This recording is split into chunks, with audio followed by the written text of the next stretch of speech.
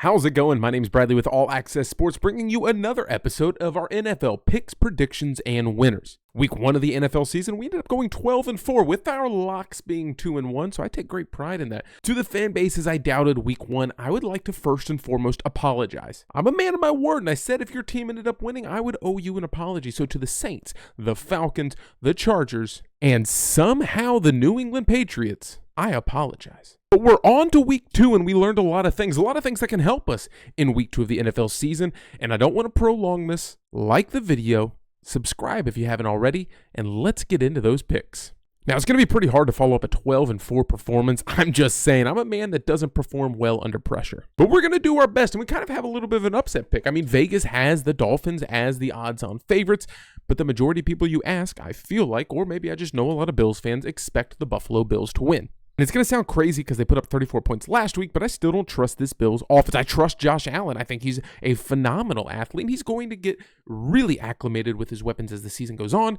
But as of right now, I like this Dolphins offense a little bit more, even if they are without Mostert and A-Chain, or A-Chain, or A-Chan, or A-Chan. Or we'll just call him D.A., the district attorney. Tyreek Hill might need one of those. Regardless, I like the Miami Dolphins and the pressure that they can generate on defense. If Jalen Phillips is healthy and ready to go and Chop Robinson's good to go, I think they can generate some pressure against Josh Allen. Both teams were down by 14 points at some point last week. I feel like the Dolphins are capable of winning this one at home. I know the Bills have dominated this game over the past few years. Josh Allen owns the Dolphins. I look for them to change. Give me the Dolphins. Moving on, we got the Las Vegas Raiders against the Baltimore Ravens. I don't think a whole lot needs to be said here. I feel like this 8.5-point spread is a lot, okay? I feel like this game might be close, but I mentioned it week 1 about my problems with Luke Getsy. It's going to be a run-heavy, run-first offense that's going to heavily involve Alexander Mattison and Zamir White, and they're not going to be utilizing Brock Bowers, Devontae Adams, and possibly Jacoby Myers in the roles that we expect them to. That offense needs to run through your best weapons, which are those 3 people mentioned, not necessarily your running backs. Baltimore Ravens taking this to the house pretty easily. Boy, the news out of San Francisco has been wild, and now in a revenge game, former 49er legend Sam Darnold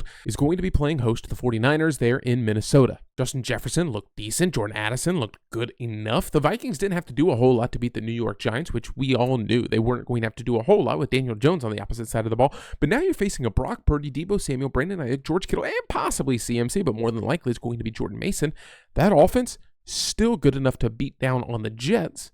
I think they're good enough to beat down on the Vikings. I don't like this 5-point spread for Minnesota. I feel like they're going to have a hard time competing, and Sam Darnold, under pressure, is going to crack. I've said it many times. He is the greatest shorts-wearing, backwards hat-wearing, in the dog park, touch football, no pressure, 7-on-7 quarterback in the practices in the league. But when it comes to game time and there's a little bit of pressure in his face, Sam Darnold does struggle. Give me the 49ers to win this one, and at -5 to be my lock of the week. One of 3 that are coming. By the way, if you like my locks at any point in time and you want to follow them, make sure you find a book to play with. Check out the links below. Click the new user promotions. I've teamed up with gambling.com to utilize their tool that is geo-targeted to find you the best offers in your state. No matter what state you live in, it's going to automatically display to you the best promotions happening. Bet $5, get a $100 free bet. Deposit $10, get $250. 200% deposit match. No matter what the deal is happening in your state and in your area, it's automatically going to show you the best at the top. So click that link, get your wallet right. Maybe you lost all your money week 1. Let's bounce back strong week 2 and use the house money. I've said it before, don't lose your own money when you should be losing Vegas's. Or better yet, let's win with Vegas's money. So we're putting that down as our first lock of the week. The New Orleans Saints look like they could be the best team in the NFL, but when you take a closer look at it, they beat up on my Carolina Panthers, which are arguably, probably will be, and definitely are the worst team in the NFL. If you watch the QB School with JT O'Sullivan, he just broke down the fact that Bryce Young looks awful under center. But we'll save that for the Panthers game. The New Orleans Saints defense looks really, really good. They had some great schemes to confuse the Panthers offensive line. The Dallas Cowboys just finished beating up on the Cleveland Browns, which I think are a better team than the Carolina Panthers. They do have a little bit of an injury concern with Jake Ferguson, but you still have CeeDee Lamb and not much else outside of that. But a Mike McCarthy-led team has only ever needed one really good wide receiver for his quarterback to succeed. And Dak Prescott has his guy in CeeDee Lamb. Saints impressed me week 1. They'll keep this one close because of that defense, but I don't think Derek Carr can do it again against this Cowboys defense. They do play a completely different scheme than the cover 2 the Carolina Panthers are playing last week. Give me the Dallas Cowboys to win this one, but not by 6. I've already mentioned the Carolina Panthers and their struggles. Not only that, they lose Derek Brown to a knee injury. I believe it was torn meniscus. So they're already struggling. Horrible rushing defense in the league last year. Now loses its number one tackler as a defensive tackle who had over 100 tackles last year. In comes J.K. Dobbins in this LA Chargers defense. And a J.K. Dobbins that had 10 carries for 135 yards last week. Do I think he's going to have a good game? Yeah. You darn right I do. If you're playing Draftkings DFS, yeah, I'm absolutely smacking J.K. Dobbins in every single lineup. I don't care how many people are playing him. Give me J.K., but give me both running backs. I don't need to say a whole lot. I've talked about my love for Justin Herbert. He doesn't need a lot of talent around him to win. He's done it before with Joshua Palmer, Jalen Guyton, and Donald Parham Jr. at times last year. He has better weapons this year and a much better coaching staff. Give me the Chargers to beat up on the Panthers. The New York Jets, I'm not going to say got embarrassed by the San Francisco 49ers, but they didn't look great. It was kind of a three-man show. Aaron, Brees, and Garrett. Now they take on the Tennessee Titans, and if you ask a Titans fan, they are world beaters. The Bears just got lucky. But if you ask anyone else in the league, Will Levis did exactly what we expect Will Levis to do. Under pressure, make some bad decisions. He will be a roller coaster of a quarterback the entire season, and now you get a New York Jets defense that's pretty darn good under Robert Saleh. I don't expect this game to be a blowout, but Aaron Rodgers, Garrett Wilson, and Brees Hall will have a much easier time in this game than against a San Francisco 49ers team.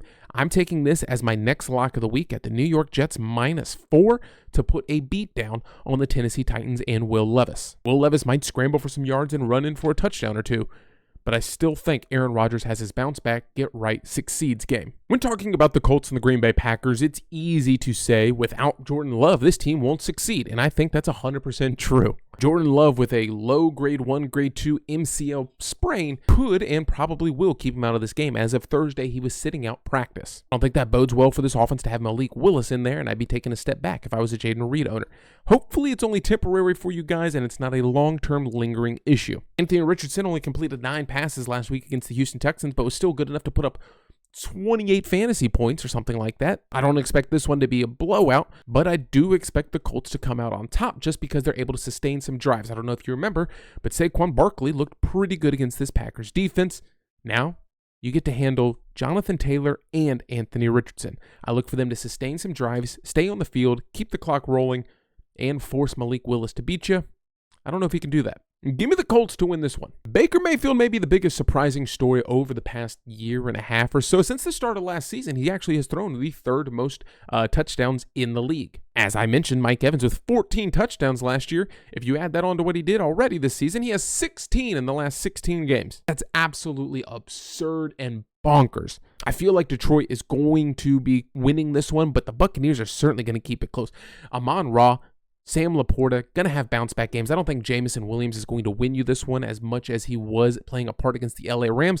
The Buccaneers defense ranked, 27th in passing yards allowed last year. Jaden Daniels did have some opportunities last week in week 1. I don't think the Buccaneers have enough defensive pieces to slow down the plethora of weapons that the Lions have. This game is going to be closer than the 7.5-point spread. I would almost put the Buccaneers as my lock of the week, but there is someone that I absolutely love down here. So for now, give me Jared Goff, Jahmyr Gibbs, David Montgomery, Sam Laporta, Amon-Ra, St. Brown, and Jamison Williams. It's going to be a high-scoring affair, and I cannot wait to watch this game. Seattle Seahawks get the New England Patriots. New England Patriots defense that looks pretty good. And if you remember correctly, I told you Alex Van Pelt, the offensive coordinator for the New England Patriots, with Ramon Jerry Stevenson, is going to be a lot of fun for that running back room. I think it showed and came to fruition in week 1. As long as they're somewhat competitive, I completely expect that to be the usual. But the Seattle Seahawks offense is really good, and I expect them to win this game. 3.5 points doesn't seem like enough. Maybe that Patriots defense is for real. DK Metcalf did get slowed down week 1 against the Broncos. Patriots defense is a little bit better than the Broncos, and that kind of scares me. I'm almost tempted to take the plus 3.5 for the Patriots, but I think they squeak it out by a field goal for the Seahawks late in the game. Yeah, I gotta go Seahawks. Have we gone all favorites so far? I guess we have. New York Giants and Daniel Jones looked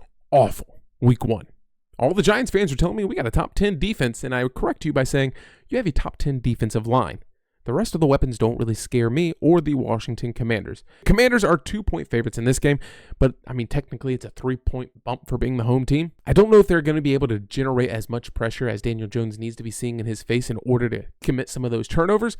So I think the Giants have a very real chance of winning this game. The problem is if this team is able to generate pressure on Jaden Daniels and he breaks containment and he's able to use his legs, get out in space and run, I feel like that's going to be a long day for your defense. Because of that, I like the Commanders to win. I don't trust them to win, but I like them to win. So yeah, we're yet again going with another favorite, unfortunately. Cleveland Browns, Jacksonville Jaguars. The Browns already struggled against CeeDee Lamb and literally only CeeDee Lamb as a focal point of the offense for the Dallas Cowboys. I know there were other touchdown scorers in the game, but CeeDee Lamb is the main threat and they were hyper-focused on him. So what are you going to do when you have an offense that can spread you out with Evan Ingram, Gabe Davis, Parker Washington Jr., Brian Thomas, more importantly, and most importantly of all, Christian Kirk? And then you bring in Travis Etienne and Tank Bigsby out of the backfield. I think that spells a problem. Jaguars should be able to handle this game. 3-point home favorites means it's a fairly neutral game. I don't like Deshaun Watson in this spot. Again, this Jacksonville Jaguars defense, I've talked about it many times, they cannot get off the field. That is why Allaqcess has 574 tackles over the last 16 games. That might be a little bit of an exaggeration, but that's how it feels on the inside. Filling up our hearts and filling up the box sheet. That's what Allaqcess does. I'm taking T-Law, Trevor Lawrence fully healthy this season, and I told you, I'm taking the Jaguars to go deep. I don't care if they lost to the Dolphins week 1. We're fixing that right here, right now. The LA Rams without Puka Nacua, that could be a problem. An offensive line that is absolutely banged up and terrible, taking on an Arizona Cardinals team that apparently doesn't know how to use Marvin Harrison Jr. and blows a 14-point lead against the Buffalo Bills. Kyler Murray looks like he can't find people in space at times behind his offensive line, but he's still a very good quarterback. He's a great athlete. I get that. I understand that. Sean McVay is now going to have a whole week to game plan without Puka Nacua. When he has both of those weapons, Kupp and Puka, that's a very dangerous offense. But still, if Stafford just has Cooper Kupp, that's still a pretty dangerous offense. Demarcus Robinson has shown that he's more than capable of carrying a little bit of the load. And you also have Jordan Whittington, which looked really good in the preseason. Now, preseason football is completely different than regular season football. But I think this LA Rams offense is going to be just fine. I expect the Cardinals to put up a lot of points, and I would probably take the over in this game. But Sean McVay to have a couple of weeks to work with this offensive line, get it lined up against a Cardinals team that doesn't generate a whole bunch of pressure. Give me Matthew Stafford. Give me the Rams plus 1.5 as my third lock of the week. I love the Rams in this spot, and I think there's a lot of value to take them at the money line. Cincinnati Bengals, I know. They own the Chiefs over the last 6 games, or whatever it sounds like. I know the Joe Burrow fans have been in my inbox letting me know that Joe Burrow is going to win this week. But have you seen the video? Are you overreacting? Are you overanalyzing? Are you overthinking the video of him trying to pick up the Gatorade bottle? Maybe it's just me, but I feel like it's getting blown out of proportion. But that wrist, when he's doing this motion, does seem to be bothering him. No T. Higgins, Jamar Chase still a little unhappy. Joe Burrow not 100% healthy. I don't see how the Chiefs don't win by 5.5 points. That defense was second in the league last year in scoring defense, and they came out red hot once again against the Baltimore Ravens. If I didn't give you 3 locks of the week already, I would be giving you this as a 4th. And a matter of fact, we're going to go ahead and give you a bonus. It's our 4th lock of the week. Give me Patrick Mahomes and the minus 5.5 for the Kansas City Chiefs. And another bonus for you is another opportunity we have if you're a fantasy football player or you like placing bets. We have your free access to Rotowire. Check the description below. Free access to Rotowire. No credit card required. They have tons of fantastic articles written by experts, not just some idiot that's a talking head on YouTube. Hundreds of articles, thousands of analytics, lineup optimizer for those who want to use it, and hundreds of other tools. Click the link below, get your free access, free trial to that access, and then decide if you want to move forward with it. I don't get why you wouldn't. It's a wonderful tool. Get signed up today. Use my code down in the description to get that free access. The Pittsburgh Steelers and the Denver Broncos. The Denver Broncos looked like they were capable of slowing down some wide receivers, but now you get Justin Fields and this rushing attack going up against the Broncos. I feel like the Broncos' rush defense has struggled at times, and it's probably going to carry over now. Arthur Smith didn't have to do a whole lot week 1 against the Atlanta Falcons, but maybe we were overhyping and overselling the Atlanta Falcons to say that they were good and going to be winning the NFC South, when in fact the Bucs still look like the best team, and we tried to tell you that 3 weeks ago. My heart says I want to take the Broncos mile high up in Denver. It's always hard to play there, but the defense for the Steelers going up against Bo Nix, I feel like that's going to be generating a little bit of pressure. It's always hard as a rookie quarterback to go against a really good defense, and you get TJ Watt bearing down on you with Alex Highsmith among other people. That's scary. Give me the Pittsburgh Steelers. Only 2 more games to get to, and they are going to be fun ones. The Houston Texans and the Chicago Bears. Caleb Williams only needed to throw for 93 yards to win week 1, and he did every bit of just over 90 yards of success. I gotta be honest, he didn't look very good to me week 1, and you're dealing with a little bit of an injury to Keenan Allen and Rome. Don't know if they're going to be fully healthy by the time the kickoff happens, and this Houston Texans team is absolutely rolling, much as we all expected. Will Anderson in that defense is going to get in Caleb's face, generate some pressure, and put him on the run. Now, Caleb Williams is a freak athlete, and he's kind of at his best when he's on the run rather than sitting there as a pure pocket passer. I like Caleb Williams. I don't like him now. Maybe later on in the season as he gets more acclimated to the speed of the NFL game. But for now, I'm taking the Houston Texans on Sunday Night Football. The lights are too bright for Caleb Williams. Give me the Houston Texans. And Monday Night Football. You've already heard my gripes, groans, and complaints about the Atlanta Falcons. Kirk Cousins is exactly what I thought he was. Going to be a little rusty. The video's out of training camp. He's not seeming to plant off of his back foot when he goes to throw. And Drake London isn't the wide receiver one, not overall, just on your fantasy team, that everyone thought he was going to be. Try to advise you, don't draft Drake London, and I could be eating my words in 6-7 weeks from now, but after 1 week, it looks like we might be right. Okay, off my high horse, onto this specific game. The Philadelphia Eagles looked good week 1. They looked real good to me. Even though you're playing on a lousy field in Brazil, you now make the flight all the way back home to Philadelphia, the city of brotherly love. They're going to embrace this team wholeheartedly and with open arms. Welcome back, welcome home. I love you. I've missed you. I feel like the Philadelphia Eagles are going to absolutely handle business at home against the Atlanta Falcons. They're going to make life a living for Kirk Cousins. Too many weapons to worry about with Smitty, A.J. Brown, Saquon, and even Dallas Goedert if you want to throw him in there. Jalen Hurts, always a threat to use his feet to run, and now you're going to be on a field that's actually built for football? Yeah, Philadelphia Eagles, I'm comfortable with that. One last time, let's slide through some of the winners that we have. Our locks of the week would be the San Francisco 49ers -5, the New York Jets -4, 2 favorites, the LA Rams +1.5, and the Kansas City Chiefs -5.5. I gave you 4 guaranteed locks of the week this week. If you've made it this far in the video, I absolutely appreciate you watching. It really does mean a lot because there's a million different creators that you could be watching on YouTube, TikTok, and even Facebook if you use it. But you chose to spend a little bit of time with me. And for that, I say thank you. Hopefully you'll join us on our next video. That is our sleepers, studs, and stacks as we prepare for week 2 of the NFL season. If you play Draftkings, DFS, Fanduel, it's an excellent video to get you learning a little bit about what's on the slate that you might be missing, overlooking, or kind of get in the mind of everyone else. So make sure you check back for that video, subscribe so you don't miss that notification, and I appreciate you watching. Hopefully the next time that I see you is in that video and down in the comments below. Best of luck to you.